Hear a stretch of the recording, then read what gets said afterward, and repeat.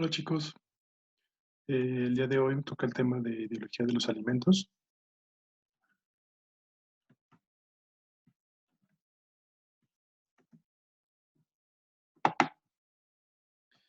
y bueno, vamos a ver el concepto de qué es una ideología, su relación con la política, la ideología en salud y la ideología alimentaria.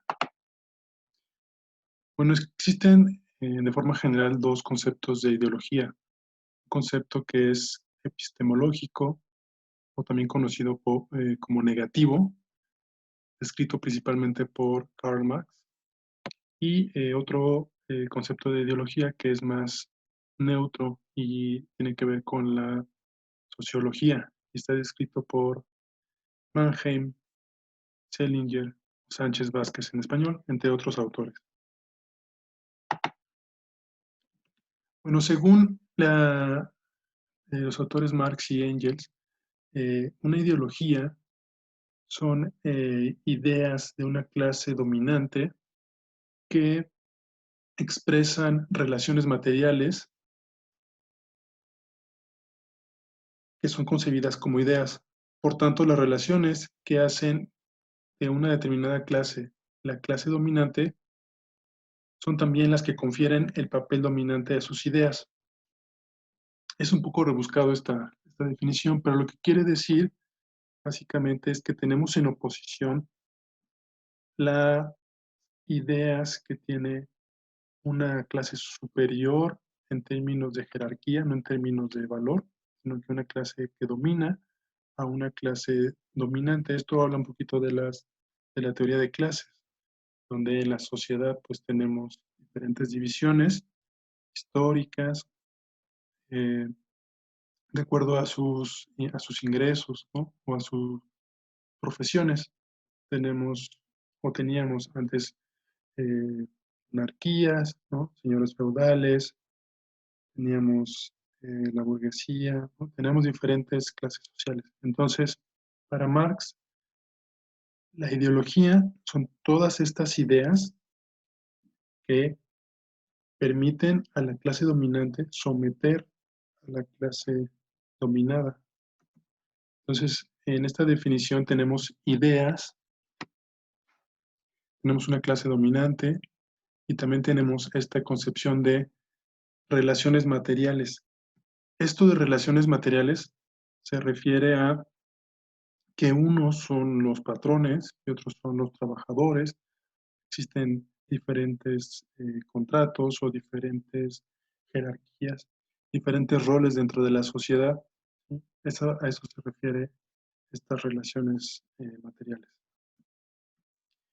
La otra definición que es más neutra es esta que habla de la cultura, los pensamientos, los valores, las creencias de un conjunto de personas que pueden ser falsas o verdaderas y que comparte pues, un grupo social, un grupo de profesionistas, un grupo de interés, un grupo élite, un partido político, un determinado grupo dentro de una región o dentro de un tiempo, ¿sí? Y que todo este conjunto de ideas y valores que comparten les sirve para justificar su posición actual o para justificar mejoras a esta posición. Entonces, un grupo social comparte roles o comparte las ideas de cuáles son los roles que deben de tener cada persona dentro de la sociedad, comparte creencias, comparte actitudes, valores y opiniones. O sea, en valores me refiero a la honestidad, ¿no?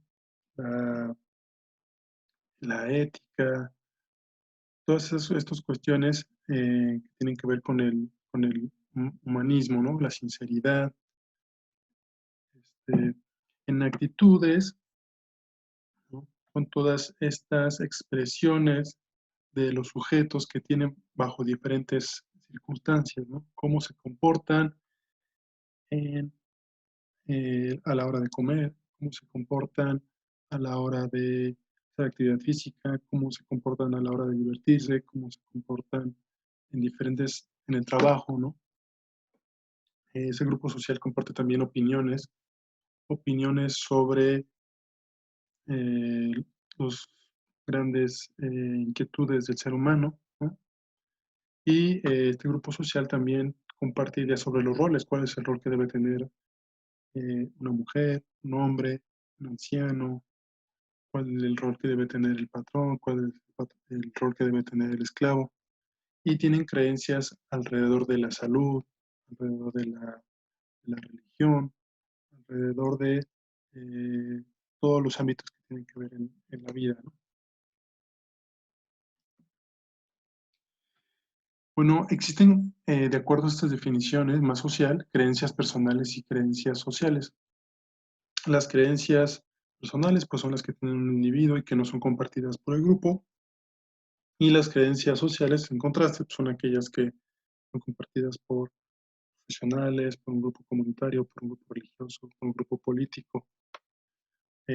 Para la ideología, solo aquellas creencias que se comparten son eh, parte de ella misma, ¿no? O sea, las creencias sociales son las únicas que forman parte de la ideología.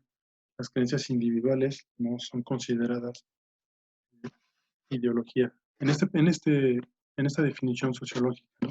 Es decir, si yo como individuo creo en algo y no lo comparto con los demás, no estaríamos hablando de una ideología. Para que exista una ideología tendría que ser compartida por personas similares a mí. También hay dos tipos de creencias, creencias generales y creencias particulares. Las creencias generales se dan sobre un concepto o situación respecto de un objeto particular, ¿no? La guerra, la salud, creencias sobre el género.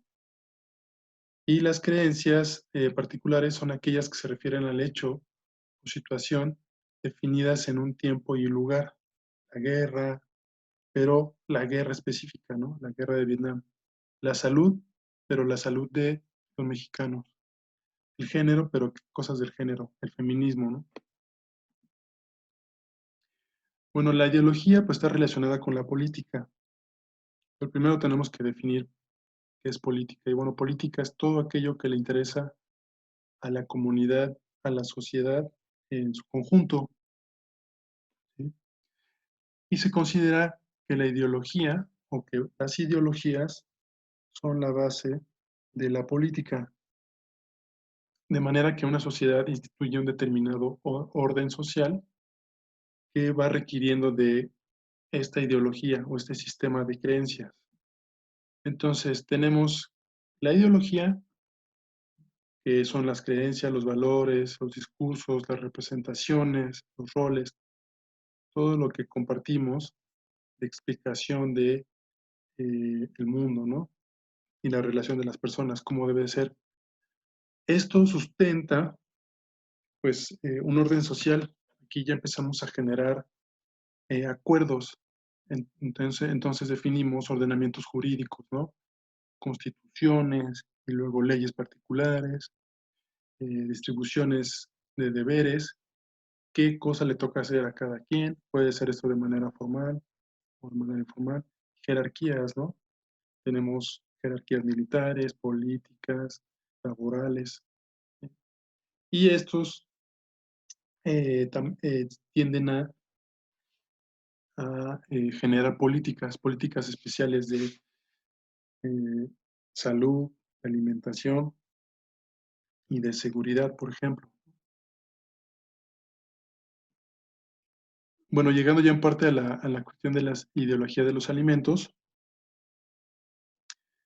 pues existen ideologías, ¿no? Que ya veíamos, diversas, que pueden estar a nivel como nacional o a nivel mundial o a nivel ya más de sociedades más en particulares, que esto impacta en cómo la gente tiene diferentes estilos de vida. Eh, por ejemplo, si yo formo parte de una comunidad que vive en una zona eh, muy fría, ¿no? En una zona boscosa, tal vez compartamos ciertos saberes y ciertas creencias respecto a qué es lo mejor que puedo hacer para conservar la salud, ¿sí? Pero también hay una influencia de las ideologías políticas que un gobierno puede tener sobre la salud de las personas en relación a cómo distribuye los recursos o los servicios.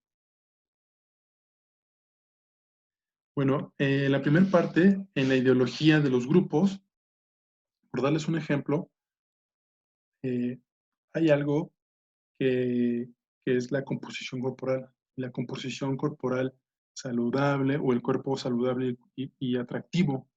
Esto ha ido evolucionando, como se puede ver en esta imagen, ¿no? Esta es una representación de la evolución del cuerpo ideal, ¿no? Desde 1910 hasta pasados los años 2000, ¿no? Un poquito caricaturesco, pero podemos ver cómo se consideraba o la idea de cuál era un cuerpo saludable va pasando desde algo que tiene una composición más grasa, pasando por una disminución de esta composición grasa para una cuestión de un aumento de la masa muscular y llegando otra vez a cuestiones actuales de un poquito más de grasa en las mujeres, ¿no? Y bueno, os voy a poner un video para que vean también la evolución respecto al cuerpo perfecto de los hombres.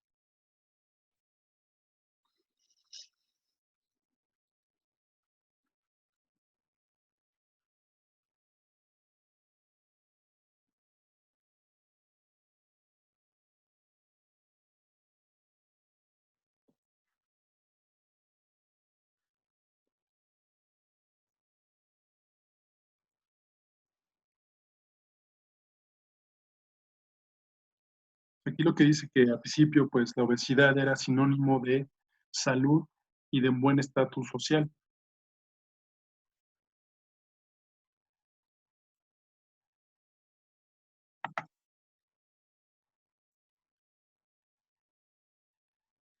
Entre los años 30 y 50 se fue haciendo cada vez más abundante la comida, pero se fue generando una cultura sobre el aspecto más atlético, ¿no? En los años 60,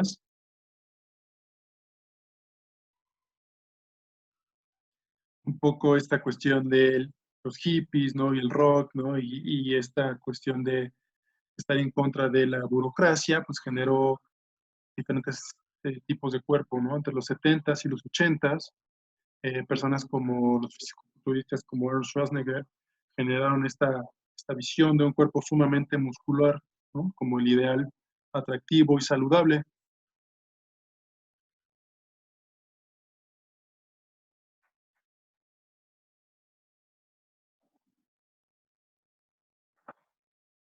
Después, con esto, en los años 90, se empieza a generar esta cuestión de un cuerpo magro, musculoso, pero más delgado, ¿no?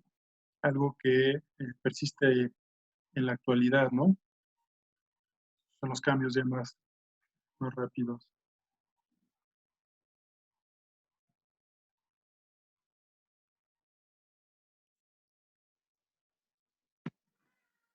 Y bueno, eso es un claro ejemplo, ¿no? De cómo eh, las creencias a nivel social, a nivel nacional, a nivel mundial, pueden ir impactando en lo que se considera como más saludable o menos saludable.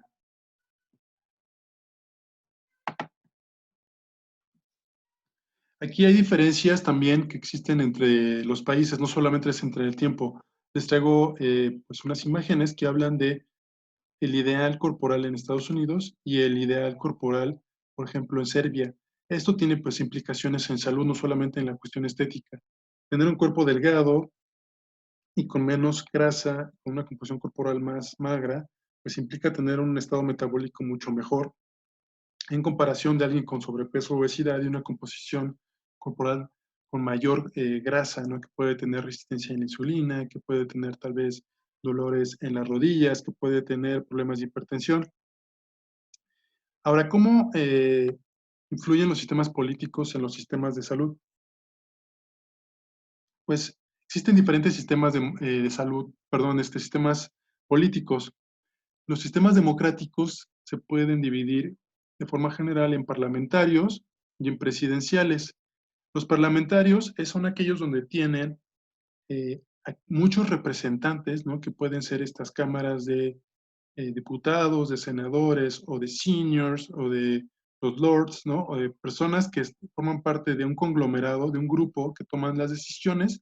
Y en el caso de los parlamentarios, puede coexistir un jefe de Estado que puede ser un rey o puede ser un presidente, ¿no? Por ejemplo, España hay un rey, pero también hay un parlamento, ¿no?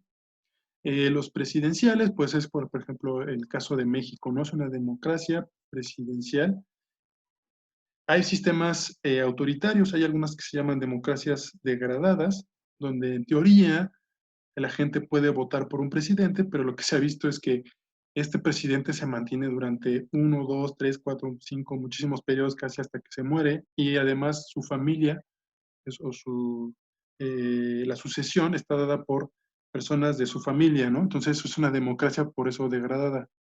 Existen también algunas de partido único, donde también otra vez, en teoría, la gente vota, pero solamente existe un partido, ¿no? Fue el caso de muchos años en México, donde solamente había un solo partido, ¿no? Como el PRI. La dictadura militar, hay casos como el caso de China o el caso de Cuba, ¿no? Donde quien dirige es un dictador, ¿no? Y también se mantiene, y ahí sí no hay votaciones, no hay forma de decidir quién va a ser el presidente y quién va a ser la autoridad. Ahí se mantiene por un régimen totalitario. Bueno, dentro de las cuestiones de ideologías políticas, pues se consideran que hay dos grandes, ¿no? La socialista o de izquierda y la otra que es la de derecha o la conservadora, ¿no? También denominada liberalismo, ¿no? Y esas tienen dos connotaciones importantes en salud, ¿no? Para el socialismo, la izquierda, el Estado presta los servicios de educación, salud y pensiones. Las empresas pueden ser públicas y privadas, ¿no? Las empresas públicas principalmente en el rubro energético, ¿no? Hay una alta recaudación de impuestos porque el gobierno es quien financia, perdón, las cuestiones de educación y salud. Y también hay una gran regulación de las actividades a través de normas que implementa el Estado. En cambio, en la cuestión de la derecha o del liberalismo, ahora, por ejemplo, se habla mucho del neoliberalismo, ¿no? Se habla de la privatización de las empresas, ese es hegemónicamente el capital privado es el que tiene el control sobre la producción de los bienes y los servicios, ¿no? Hay una reducción de la intervención del gobierno, o sea, el gobierno sí fija un poco las reglas y las leyes, pero no interviene mucho en estas cuestiones del mercado y la producción y la oferta de servicios de educación y salud. Y además hay una tendencia a disminuir los impuestos y por ende el gasto del gobierno. Bueno, vamos a dejar este video hasta aquí para que no sea tan largo. Continuamos más al rato.